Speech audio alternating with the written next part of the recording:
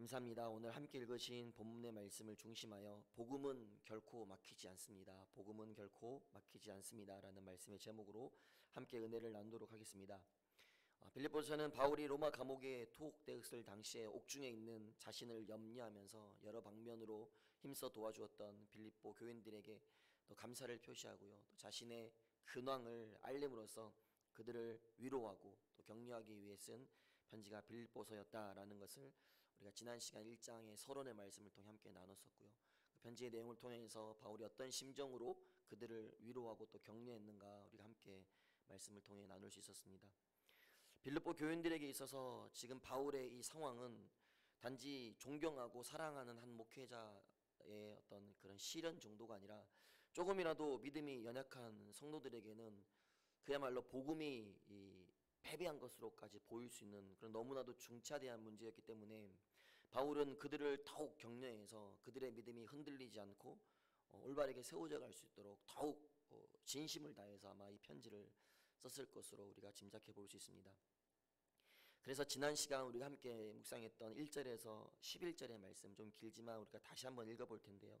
제가 본문을 현대인의 성경으로 요약해서 한번 읽어드리겠습니다. 당시 바울이 처해 있었던 그 상황, 그리고 그의 심정이 어땠을지를 우리가 한번 추측하면서 한번 들어보시면 정말 눈물 날 만큼 애처롭게 느껴지기까지 하는데요. 빌립보서 1장 1절에서 11절입니다. 그리스도 예수님을 믿는 빌립보의 모든 성도들과 감독들과 집사들에게 하나님 우리 아버지와 주 예수 그리스도의 은혜와 평안이 함께하기를 기도합니다. 나는 여러분을 생각할 때마다 나의 하나님께 감사하며 기도할 때마다 항상 여러분 모두를 위해 기쁜 마음으로 간구합니다. 여러분 가운데 선한 일을 시작하신 하나님께서 그리스도 예수님이 다시 오시는 날까지 그 일을 완성하실 것을 나는 확신합니다. 내가 예수 그리스도의 심정으로 여러분을 얼마나 그리워하는지에 대해서는 하나님이 내 증인이십니다. 여러분 지금 이 상황들을 우리가 짐작해 볼 때 정말 눈물 날 만큼 그 바울의 심정 고스란히 여러분 이 글에서 느껴지시지 않습니까? 바울이 이토록 진실되게 그리고 너무나도 간절하게 이런 편지를 썼던 데에는 아마도 우리가 다 예상할 수는 없지만 여러 가지 복합적인 감정이 있었을 것입니다. 그 중에서도 자신의 사역이 여기에서 이제 막힌 것 같은 그런 답답함, 또 아쉬움들, 또한 자신을 기대하는 그 많은 성도들에 대한 미안함, 어떤 그런 마음에서 이런 편지를 또 쓰지 않았을까라는 생각을 또 개인적으로 해보게 되는데요. 여러분 바울은 다메섹 도상에서 주님을 만난 뒤부터 오로지 단 하나의 목적으로 여기까지 왔던 사람이었습니다. 그 목적은 복음 전파였습니다. 오죽했으면 갈라디아서의 1장에서 그가 나는 이방인의 사도로 어머니의 태로부터 하나님께 택정함을 받은 자다. 즉 태어날 때부터 복음 전파의 이 사명을 가지고 태어났다라고 고백할 정도로 분명한 그런 목적이 있었기 때문에 언제나 자신의 삶을요 이 복음 전파와 연결지어서 이야기했던 사람이었습니다. 그래서 비록 고난을 겪고 어려움을 당할지라도 그게 만약 복음 전파에 도움이 되었다면 그 고난을 자신의 삶에 성공을 가져다 준 일로 생각했고요. 반대로 그 고난으로 인해 복음 전파에 방해가 되었다면 그 일은 자신의 삶에 실패를 가져다 준 일로 결론을 내릴 정도였습니다. 그렇게 복음 전파하는 일만 성공할 수 있다면 지금 자신 앞에 닥쳐있는 이 고난, 그것들을 겪는다 할지라도 그는 감사하는 마음으로 삶을 살았습니다. 그런데 그런 바울에게 있어서 정말 인생 최대의 절망적인 순간이 찾아오게 된 겁니다. 바로 감옥에 갇히게 된 것이죠. 바울은 어떤 고난도 감내할 수 있었을 겁니다. 그러나 지금 이것만큼은 피하고 싶었습니다. 차라리 복음을 전하다 순교를 당하면 당했지 이 옥에 갇히는 건 정말 최악의 상황이었습니다. 왜냐하면 단순히 감옥살이가 싫어서 그런 것이 아니라 자신의 인생의 최고 목적이라 생각했던 그 복음 전파를 더 이상 할 수 없게 되기 때문이었습니다. 그러니 지금 상황이 얼마나 답답하고 고통스러웠겠습니까? 여러분 우리에게도 이러한 상황이 찾아올 때가 분명히 있습니다. 분명한 목적을 가지고 우리가 살아가지, 특별히 우리가 복음을 들고 그 복음을 위한 삶을 살아간다고 하지만 나아지는 것은 없고 계속해서 막히는 것 같은 불안한 현실, 그래서 감옥에 갇힌 것 같이 자유를 잃어버린 것 같은 그러한 답답한 현실의 문제가 찾아올 때가 분명히 있다라는 것입니다. 우리는 그런 고난 앞에서 어떻게 대처해야 될까? 어쨌든 여러분, 이런 현실 가운데 빌립보 교인들이 매우 염려했을 것은 분명하고요. 또 그들이 염려하고 있는 소식이 분명히 바울에게까지도 전달이 되었을 것입니다. 그렇기 때문에 바울은 더욱 고통스러웠을 그런 아마 상황이었을 것으로 우리가 짐작해 볼 수 있는데요. 그런데 그런 우리의 걱정과는 달리 11절까지 그들을 위로하고 격려한 이후에 오늘 이제 본문의 첫머리에 본격적인 편지의 내용이 시작을 하면서 바울 사도가 아주 놀라운 고백을 하고 있습니다. 12절에 보니까요, 형제들아, 내가 당한 일이 도리어 복음 전파의 진전이 된 줄을 너희가 알기를 원하노라. 다시 말해 그의 투옥이 복음 전파에 방해가 된 것이 아니라 오히려 진전, 즉 유익이 되었다라고 지금 말하고 있다라는 것입니다. 도대체 여러분, 이해가 되질 않습니다. 혹여 너무나도 불안해하고 있는 빌립보 교인들을 위로하기 위해서 바울 사도가 아무렇지도 않은 척, 담담한 척, 소위 말해 지금 허세를 부리고 있는 것은 아닐까. 만약 그 이유가 아니라면 도대체 바울은 어떤 의미에서 이런 말을 하게 됐을까? 여러분, 먼저 바울이 말한 이 진전이라는 단어는요, 길을 트다, 길을 만들다라는 의미가 있습니다. 쉬운 예로 군대에서 전시에 아군이 이제 앞으로 나아가는데 걸림돌이 되는 방해물이 있다면 그것들을 제거하는 것, 또 반대로 없던 길을 만들어서 갈 수 있게끔 해주는 것, 그것을 진전되다라고 이야기합니다. 그러니까 지금 바울이 12절에서 고백하고 있는 이 말은 옥에 갇힌 이 상황들, 그리고 그가 지금까지 겪었던 모든 고난들이 결국에는 복음을 전파하는 데 방해된 것이 아니라 오히려 복음이 전파되는 데 더욱 도움이 되었다, 진전되었다라고 고백하고 있는 것입니다. 어떻게 이런 말을 할 수 있었을까?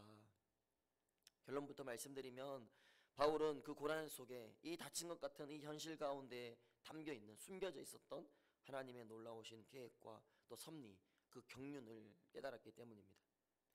인간적으로 보면 지금 바울의 투옥은 복음 전파의 엄청난 그야말로 최고의 악재였음이 분명합니다. 그러나 그 안에 담긴 하나님의 섭리와 계획, 그 놀라우신 은혜를 깨닫게 되면 우리는 그분의 일하심에 감히 고개를 숙일 수밖에 없게 됩니다. 바라기는 우리의 삶에도 도저히 이해되지 않는 그런 아픔의 일들을 우리가 겪고 있다면, 우리 삶에 마치 복음이 막힌 것 같은 그런 불안한 현실 가운데 놓인 우리 성도님들 계시다면 오늘 말씀을 통해 그 가운데 하나님의 선하시고 분명하신 뜻이 있음을 깨달아 더욱 우리에게 주어진 이 사명에 집중할 수 있는 복된 성도님들 될 수 있기를 간절히 소망합니다. 자, 그렇다면 바울이 이 감옥에 갇힌 것이 어떻게 복음 전파의 진전이 될 수 있었을까? 오늘 13절에 이렇게 말씀하고 있습니다. 이러므로 나의 매임이 그리스도 안에서 모든 시위대 안과 그 밖의 모든 사람에게 나타났으니, 지금 여기서 말하는 나의 매임이라는 것, 그가 사슬에 묶여있는 어떤 상황을 얘기하고 있습니다. 우리가 잘 아시다시피 가택연금이 된 상태로 계속해서 이제 이 시위대들에게 그 감시를 받으면서 살아가고 있는 상황이었는데요.